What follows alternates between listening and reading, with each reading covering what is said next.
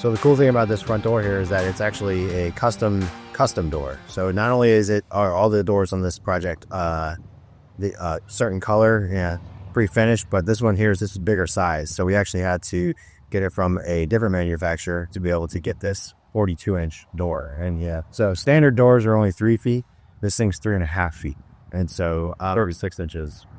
Standard's 36 inches. Yeah, when I framed it up, I did it wrong because I looked at the print and it said 3680, which it's actually a 42-inch, but a 30 is a 3 to 36.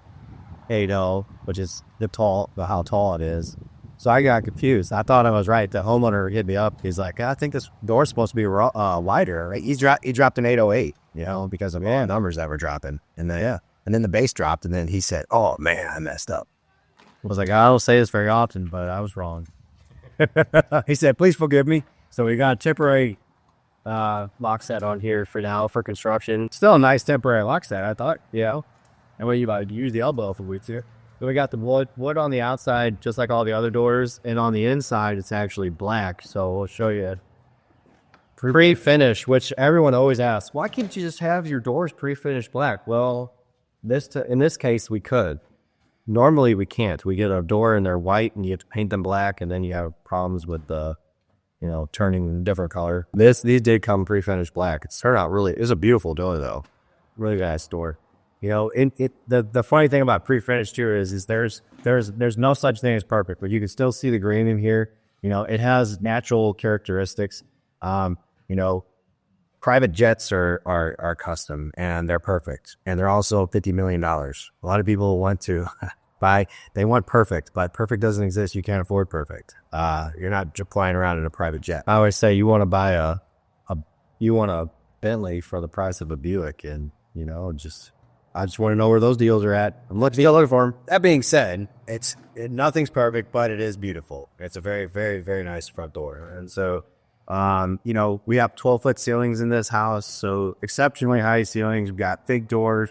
This 8-foot door makes us look like we're like 4 feet tall, but we're really not.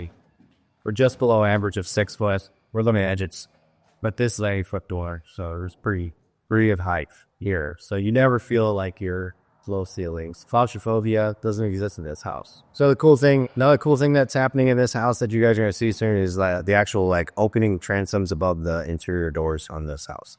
And so like they did in the old days where they'd open up above the doors to be able to allow airflow to get from room to room. We're doing that feature in this one with some custom doors and then custom windows above the doors, the transoms to actually awning transoms that will actually open up. And so kind of a neat thing that you're going to see inside here.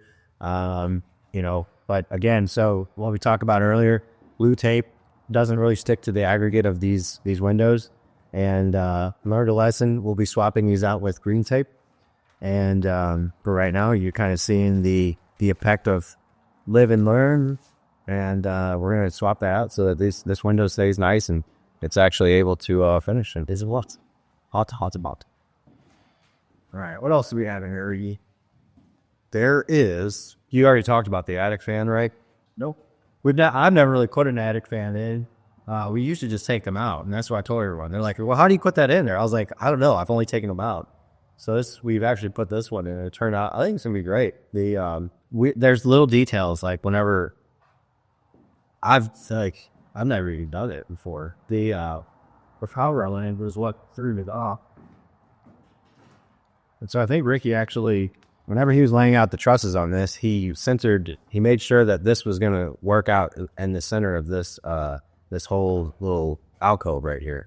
And so I think the whole truss layout hinged off of this because you can't really move that opening, that 2-foot opening between those trusses.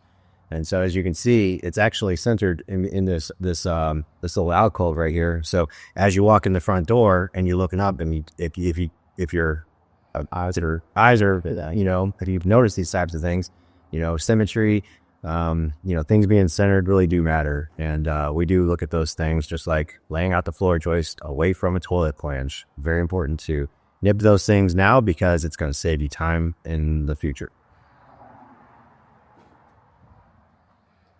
This is the second bedroom, and it's kind of cool because they got the stop sign window there. It's nice little feature, I think, in the house. It's protected is. And that door is not going to just fall up to doom. There'll actually be a nice deck out there. Yeah, we got a full glass door that's going in here just to keep that natural light in. What about this window right here? Is that window to whatever you have order French fries in the shower? You're like, hey, you need a beer? You just pass it right through from the bedroom, because who doesn't need a beer while they're in the taking a shower? Yeah.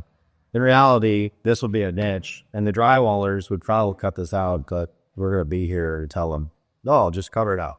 We'll cut that out later. We have had that before. They put a window. They actually cut the drywall out and finished the drywall inside. They were like, to a space below stairs. Yeah. I don't want to go there. Yeah, there's a shower. I'm like, why would you do that? Yep. But this is the second bedroom. Why was this for it out, Ricky? This for it out for the plumbing. So, as usual, you have to put stacks that go up to the roof. So your plumbing has to be vented, otherwise it gets clogged up. So this was like one of the only places. I walked the place with the plumber, and we established that this was like the best place to put it in the whole house, because we're limited amount of space with the walls and where we. So you needed 4 inches here. Yeah. So this adapter here, which is going to be the sink for the bathroom, is wider. So instead of having the drywall bow out and look like schmutz, we put we just furry this out, cast it, but then it's through. This can be great. So we don't want bowed drywall in a closet. We try to avoid that when possible, for sure. So I think that'll give it a go. Here's another. What happens is with air returns, that was only 1 wire, maybe 2 wires. But what we'll do is fire caulk all these holes, so that if, like, let's say something happened, the wire got pinched or something because you hung a picture or whatever, and it sparked, and if it got caught on fire, the air return is sucking air, so you don't want to suck that into the system. It would put the whole house up in flames. So, controlling your the electrical especially. So what's legal, you can actually run these wires the opposite direction. So right now, airflow is going this way. Okay, so it's pulling air down towards the floor. And you can't run a wire with the airflow, but you can actually run it adjacent to that. And so what's neat here is we're actually allowed to run these wires through here, so that you don't have to go up and over and do all this other stuff. It does save time and cost, and it actually is safe. And so as long as we fire caulk these, it's legal. You just can't run the wire the same direction as that. So let's go check out the laundry room, and I'll show you a cool little feature that we do as a standard on all our projects.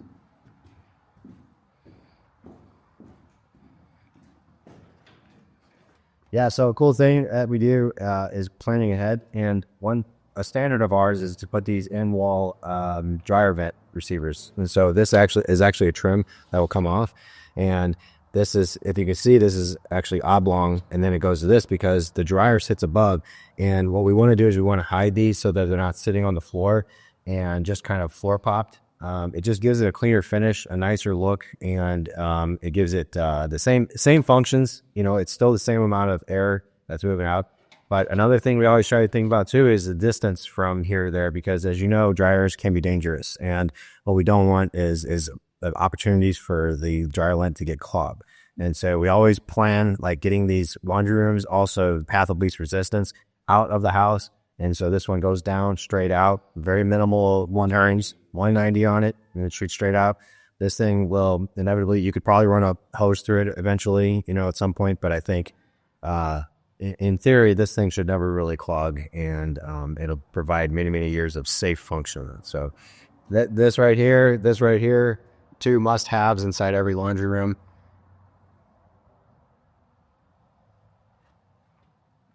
And is this finished or unfinished underneath this spot right here? This is the mechanical rooms underneath here. The mechanical room? Yeah. So if this was finished underneath here, we'd actually have a safety pan with a sensor for in case like the wire in the washing machine or wherever to go overflow. And, but if it's unfinished underneath, we're not required to do that. So I guess we don't need a safety pan on this one. So that'd be the only other variable in this room here.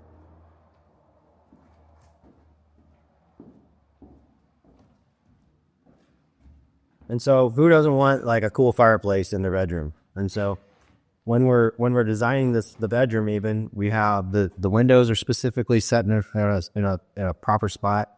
to work with the bed, but we're also thinking about like, you know, your sleeping experience, because this is all where life happens. And so, you know, we have already pre-built this in. The fireplace itself is actually thicker than this, so we're gonna do some custom millwork around it to kind of like let the fireplace finish properly. And then we've already thought about auxiliary stuff for later on to sit behind the TV, and you know, really just planning ahead. And another really cool feature is this guy's got a pretty cool collection.